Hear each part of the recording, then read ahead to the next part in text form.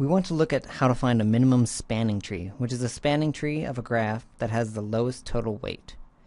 An example could be a cable company that wants to lay out wires in a new neighborhood.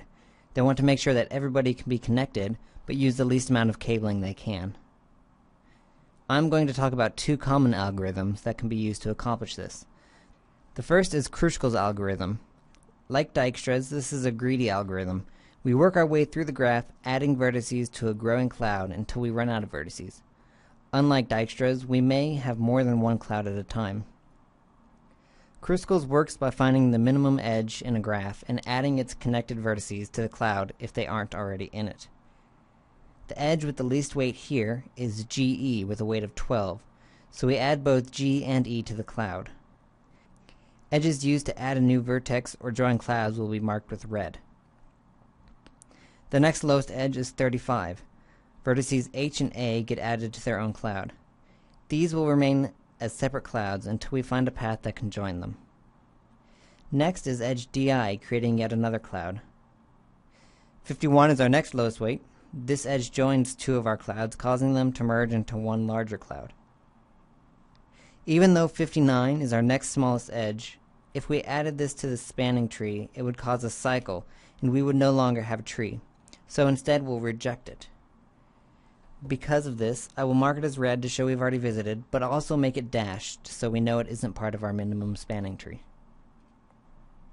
The next is 66, growing our cloud, and then 74. Now we have two edges of weight 82. Choosing either one will give us a correct minimum spanning tree, since the total weight will be the same either way. I arbitrarily chose the bottom edge, which merges both of our clouds, leaving us with one very large cloud. Again, with dealing with the other 82, and then 94, we must make them dashed because having them in our tree would no longer make it a tree. Finally, reaching 96, we add the last vertex, vertex F, to our cloud. Because we have a connected tree with every vertex, we don't need to look at the other edges and can mark them as not part of this minimum spanning tree. Here's our final minimum spanning tree for this graph. In graphs where every edge has a unique weight, there will only be one possible minimum spanning tree. In this graph, because there are two edges with a weight of 82, we could have used either, so there are two possible minimum spanning trees. The Prim-Yardenich algorithm is also a greedy algorithm, but is a little closer to Dijkstra's in that it has a starting node and grows the cloud by adding one vertex at a time. I arbitrarily chose B as my starting point, but where you start doesn't make a difference. Unlike Kruskall's, instead of choosing the smallest weighted edge out of the entire graph, we only choose the smallest weighted edge that is touching our cloud. I've made these edges pink. We choose the smallest edge, which in this case is 66, and add the vertex to our cloud. Here there are multiple edges going from our cloud to vertex G.